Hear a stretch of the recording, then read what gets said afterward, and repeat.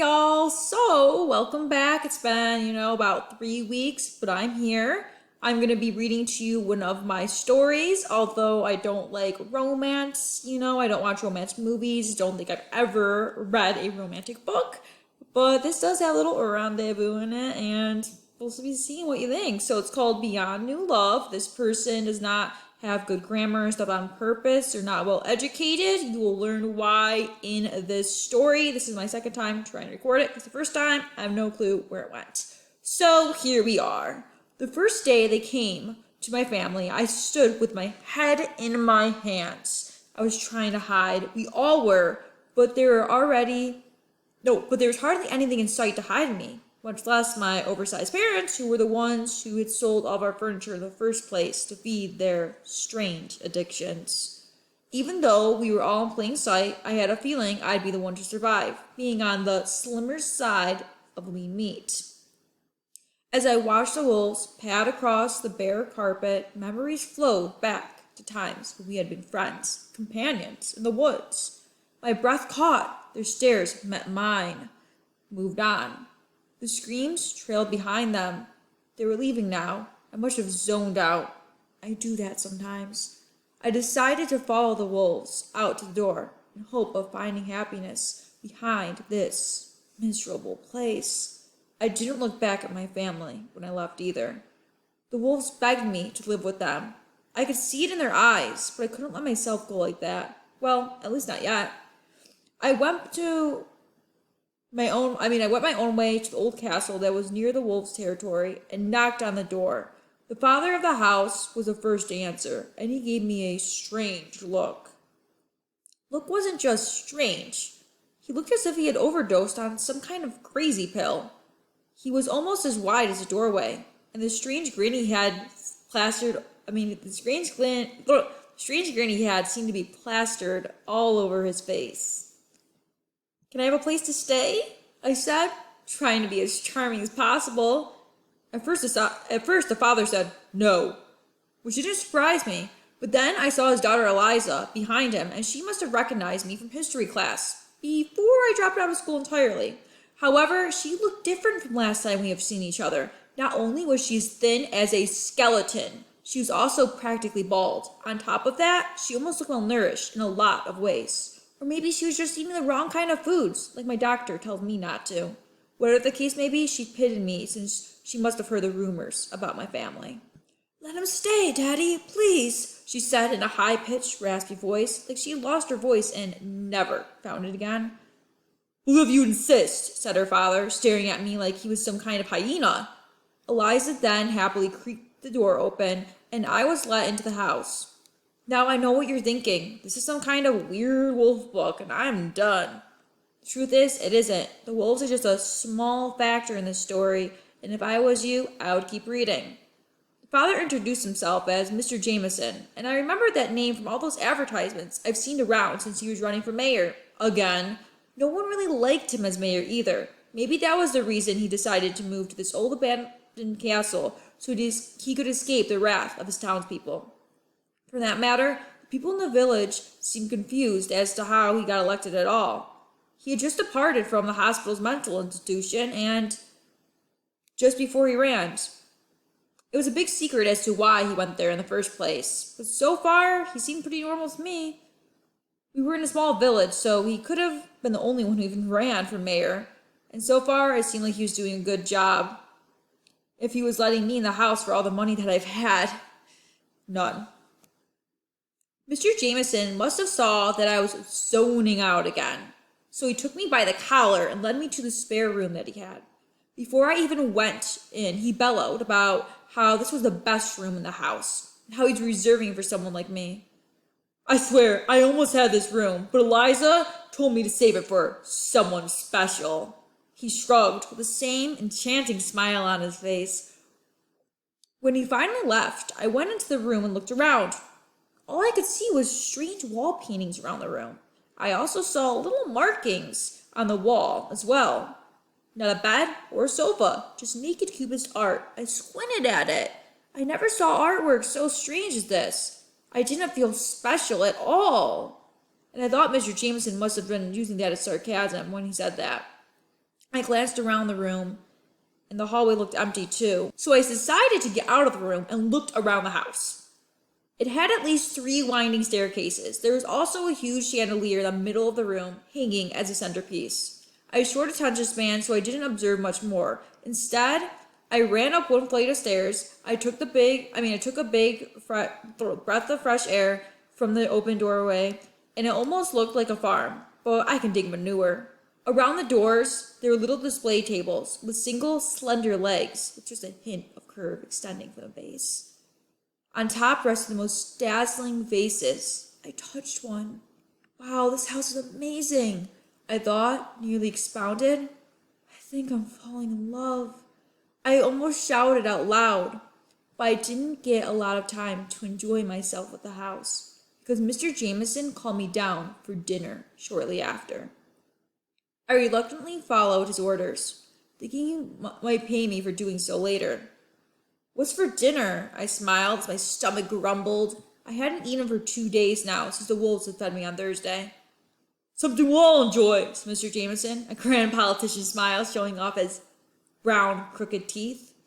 I looked at Eliza, who was sitting across the table from me. She had a white look on her face. Yeah, she looked malnourished before, but this time she looked like she was a prisoner locked inside some kind of castle in the woods. I dismissed it, thinking she was just hormonal. Well, whatever it is, I've been ready, I said. I opened up the lid of the first pot that was closest to me. The dinner was being served family style. It seared my fingertips, but I was just so hungry. An unfamiliar smell came from it. Even as I began to get slightly nauseated, I couldn't bear to put the lid back on. My stomach rumbled. There was just some kind of weird gunk on the serving spoon I was holding. Maybe this was just some kind of rich people food, was the first thought that went through my mind. But as I took my first bite, I was no longer hungry. My stomach started to twist, and I felt even more nauseous. Sick as I was after my mom's mystery fry Friday.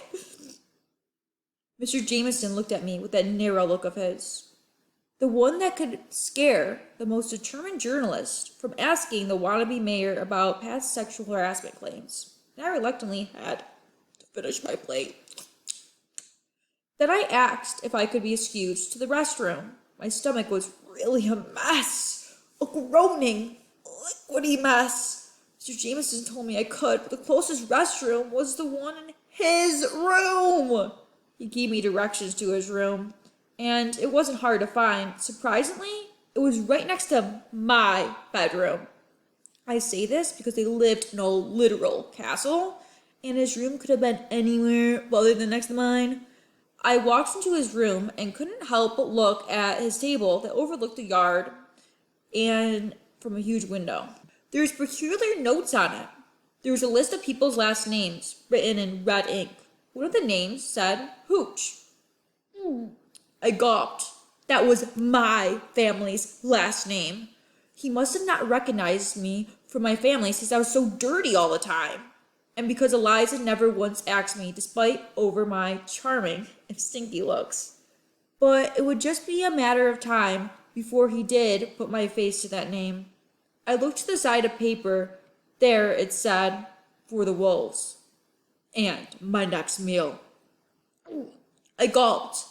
I was almost certain that his next meal was the one that I came to the bathroom to release. Before I could look any further, I heard footsteps coming towards his room. I dashed to the restroom, and when I was done pooping, I washed my hands and I saw faint blood marks in the sink. Hello? I heard someone say. I think it was Eliza. I'm in the bathroom, I said, and I made fake farting noises with my mouth. It might take a while, I added. No, it won't, said a loud noise behind Eliza's. Come back to dinner. It's time for dessert, it said. Then I heard him shuffling papers. I faintly heard him utter. I swear these weren't like this the last time I was in here. I couldn't remember much of the dessert, but I remember it not being as gunky as a dinner we had previously enjoyed. We all then headed to bed on a sour note. I mean, the dessert was sweet, but the company was all sorts of scary and condemning. I wondered if Mr. Jameson would mention anything about last night tomorrow morning. I started to twitch my eyes in all directions. Something I do when I'm unsure, which I always am. So I basically always look like some kind of lunatic, who could also be mistaken for a celebrity. To regain my focus before going off to my room, which was next door to Mr. Jameson's, I decided to visit with the house some more. My finger trailed along the walls, Pepto-Bismol pink paint and I smiled. It was so full of life. After our little get-together, I then went inside my assigned room. It didn't look any better than before. With the little light, it was hard to see anything. I stumbled around for a bit, but I didn't bump into anything since the room was basically naked. After that, I must have bumped my head. Unless it was just my short-term memory loss kicking in, because that's all I remember before I woke up in the morning. The first thing I smelled as I woke up was a faint smell of corn. Not cooked corn, but fresh corn. Then I studied the strange cubist art a little more closely. The cubes weren't just representing squares and rectangles, like I thought all cubist artwork did. Instead, they looked like corn. This disgusted me since corn wasn't even my favorite food. Probably nothing they had in this house was my favorite food for that matter, but since me and the house were getting closer, I put my tongue onto one of the corn's paintings just for a little taste. That probably intoxicated me a little since I felt kind of goofy afterwards. "Get up!" I heard a wild man's voice yelp from outside my room. It's not hard to get up when there's no bed in here," I yelled back shrewdly. Then I heard Eliza in the back. "Oh, will you please get up?" I decided to obey her, just so I could seem obedient to her father. "I'm coming," I said, and then I added, "but I don't need anything cooked for breakfast," I thought to myself. I don't know how human meat digests in the body, but it definitely filled me up from last night. We always eat home-cooked meals. Wait, hold on, guys, I have to do Mr. Jameson voice. "We always eat home-cooked meals," Mr. Jameson boomed.